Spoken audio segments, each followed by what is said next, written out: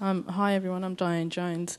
Those three images just there in the corner and the 8 just on that wall up there, the black and white photographs are my works.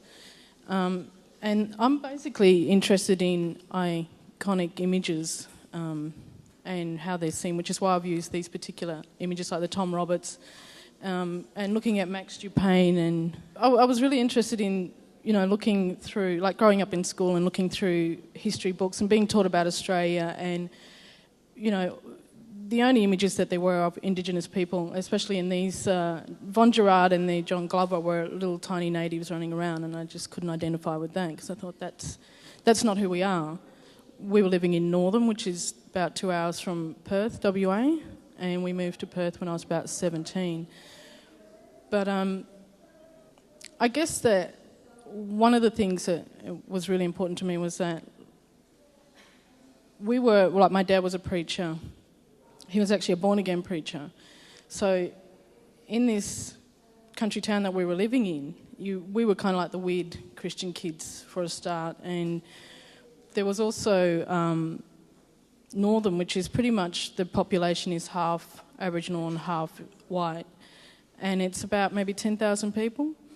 And there was a lot of segregation, there was a lot of racism that you kind of had to deal with, and yeah, there were just a lot of issues in this country town. I couldn't wait to get out of there. When I turned 17, I was really happy. My mum was actually a painter as well, and so I grew up painting with her, and I went to the Art Gallery of WA back in the early 80s, and I saw one of Gordon Bennett's work, and I was really quite struck by that because he was really talking about issues that I hadn't really seen before that. So then I started looking at, and a lot of times I felt really as though I wasn't seen anywhere, which is why then I started looking at putting my family in images and in these kind of, and one of the dreams I have is that you will actually see lots of Indigenous faces in iconic images, and something to be proud of, I guess.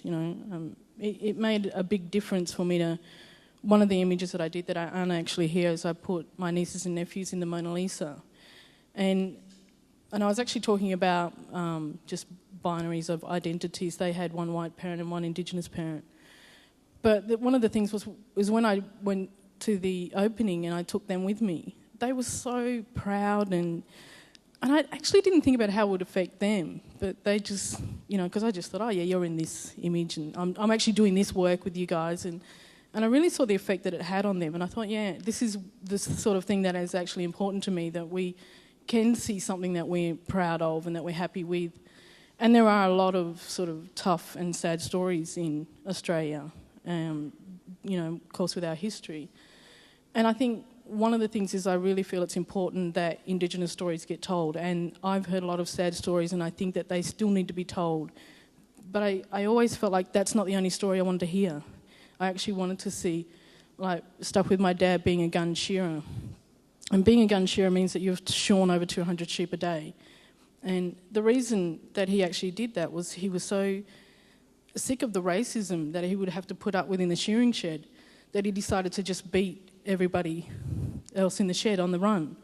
He said that he ended up getting respect and being friends with all of these guys. When I first started doing some of the photography work, I had lots of people coming up to me saying, don't put yourself in the Aboriginal box because you won't be, get anywhere, or you'll always be known as an Indigenous artist. But I thought, I am proud to be who I am. And every white artist doesn't try not to be in the white box or doesn't become an issue. So I just thought, this doesn't mean, this is something that I'm never going to try to get away from or, be ashamed of, especially. It's just who I am.